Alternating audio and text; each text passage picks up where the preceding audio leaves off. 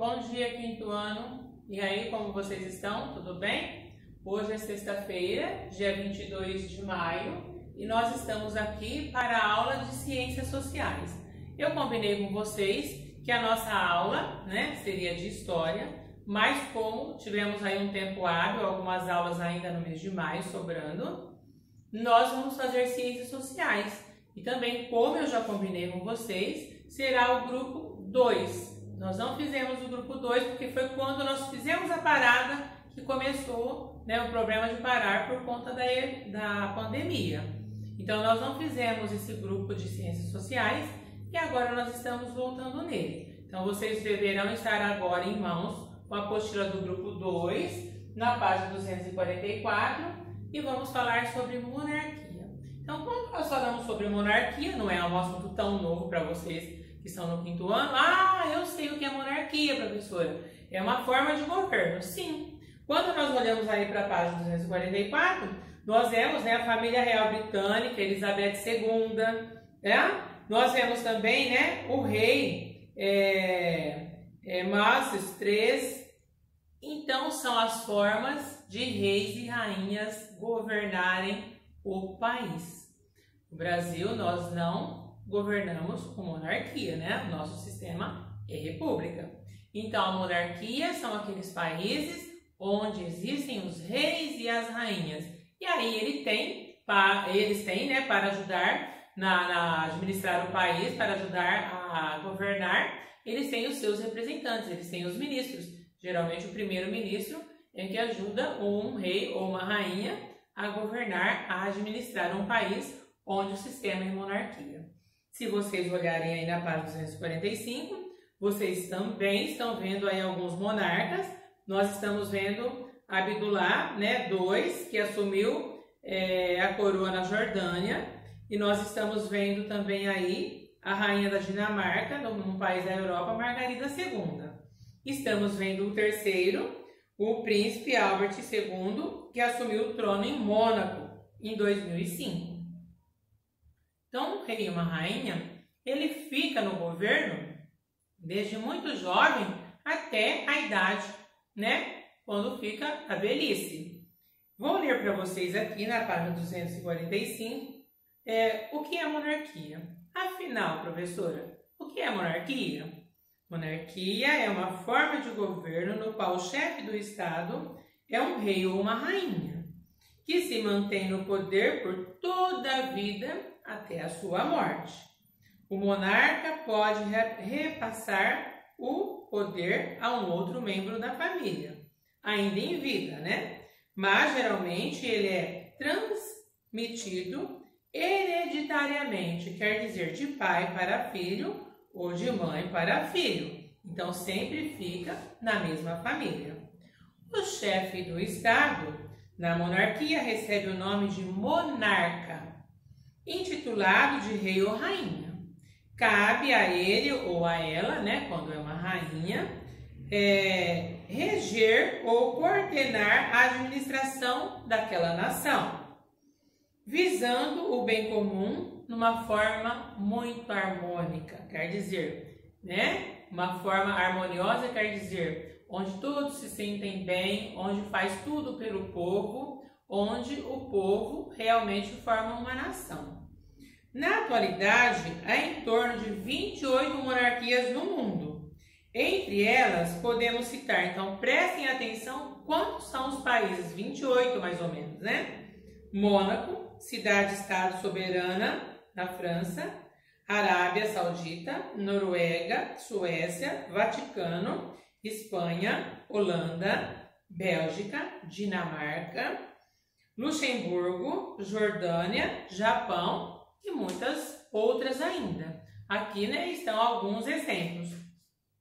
Virando a página 246, nós estamos vendo aí a vista aérea da parte do Estado do Vaticano. Então é bem interessante aqui, é uma curiosidade mesmo que eu vou ler para vocês e depois eu gostaria que vocês também fizessem a leitura da página 246. Você sabe que o Vaticano é uma monarquia? O Vaticano é onde mora o Papa, professora? Sim. E olha que interessante o que aparece aqui, O Vaticano, sede da Igreja Católica Apostólica Romana, é o menor país soberano do mundo. Fica no centro de Roma, capital da Itália, em um território que não chega a meio quilômetro quadrado e onde vivem cerca de 900 pessoas apenas. O Papa, além de ser a autoridade máxima da Igreja, também é o chefe absoluto dos poderes executivo, legislativo e judiciário do Vaticano.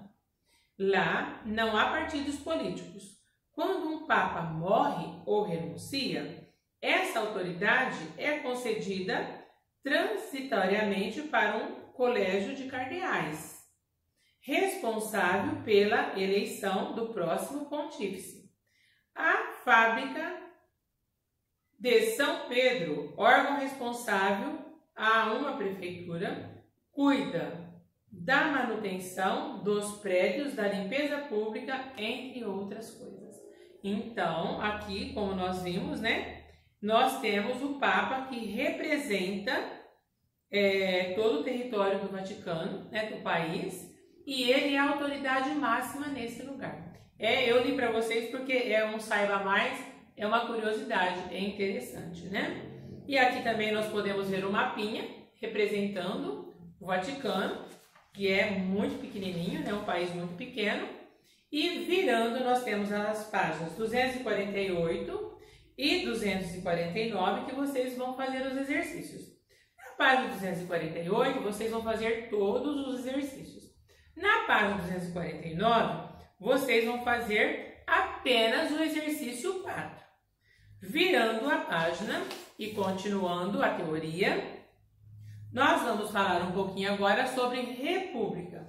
República é a forma de governo em que o povo detém o poder de escolha de seus representantes, que governam por um tempo determinado, ou seja, o chefe de Estado é eleito pelos cidadãos ou por seus representantes de tempos em tempos. E então é, portanto, diferente da monarquia, né? Eu já falei que no poder executivo, os representantes são eleitos por 4 anos e podem ser reeleitos por mais 4. Então, um prefeito, um governador ou um presidente da república, eles podem ter, né, a gestão máxima num período de 8 anos. 4 anos e reeleito por mais 4. No poder legislativo do município, que são os vereadores, eles podem ser eleitos por muitos anos. Os deputados estaduais e federais também, e os senadores, eles já são eleitos direto por um período de 8 anos. Então, eles têm uma gestão dupla, tá? O voto é a forma como um cidadão opina na escolha dos seus representantes que vão representá-los numa administração, numa gestão. Então, o voto é uma forma, né, democrática, e no Brasil nós somos um país republicano, presidencialista, porque nós temos um presidente que governa, então o povo escolhe os seus representantes através do voto. E nós vemos aqui uma pessoa, né, exercendo a cidadania na hora da eleição. Virando na página 251, nós temos uma república pode ser presidencial ou parlamentar. Eu acabei de dizer para vocês que a nossa é presidencialista. É presidencial porque quem governa é um presidente. A república presidencial tem como representante nacional e internacional um presidente, que também atua como chefe do poder executivo. Já a república parlamentarista conta com um chefe de Estado de um parlamento, que geralmente é representado por um primeiro-ministro. No parlamentarismo, as atribuições dos poderes executivo e legislativo costumam ser compartilhados pelo parlamento. Restringiremos os nossos estudos ao presidencialismo. Então, o que interessa, né, agora, nesse momento, é pensarmos que o Brasil é uma república presidencialista. Por isso que às vezes ocorrem alguns impeachments onde o presidente da república sai e o vice fica, como ocorreu no último governo, né, que nós tivemos da Dilma. A Dilma foi impeachmentada, ela saiu e o Michel Temer ficou. né? Ele ficou governando por quê? Porque era presidencialista. Se fosse parlamentarista, sairiam todos. Daí sai o presidente, o vice com toda a equipe. Não fica ninguém. Então essa é a diferença. No presidencialismo, né, pode sair o presidente e ficar o vice. Podem sair alguns deputados e podem ficar outros. Diferente do parlamentarismo. Então vocês estão vendo aí um esquema, né, falando sobre a república, sobre o governo presidencialista, que quem governa é um presidente, e no parlamentarismo é um primeiro-ministro. E com essa diferença, quando sai no parlamentarismo um governante, geralmente saem todos juntos. Então por isso que aí às vezes eles têm medo de fazer alguma coisa errada, porque se um erra, todos saem, mesmo que não tenha errado. Diferente do nosso sistema presidencialista do Brasil. Na página 251, tem o exercício 1 que vocês devem fazer. Virando a página 252, também vocês vão fazer inteira. E a 253 também vocês vão fazer completa. E virando para encerrar, nós temos a República Brasileira. Quando nós falamos em República Brasileira, nós pensamos no nosso país. Então, o nome oficial do Brasil, né? República Federativa do Brasil. Então, quando o nosso presidente, né, o Jair Messias Bolsonaro está em algum lugar fora do Brasil, ele vai tomar uma parte, ele vai falar, né, alguma coisa, então geralmente quem anuncia assim, Jair Messias Bolsonaro, presidente da República Federativa do Brasil.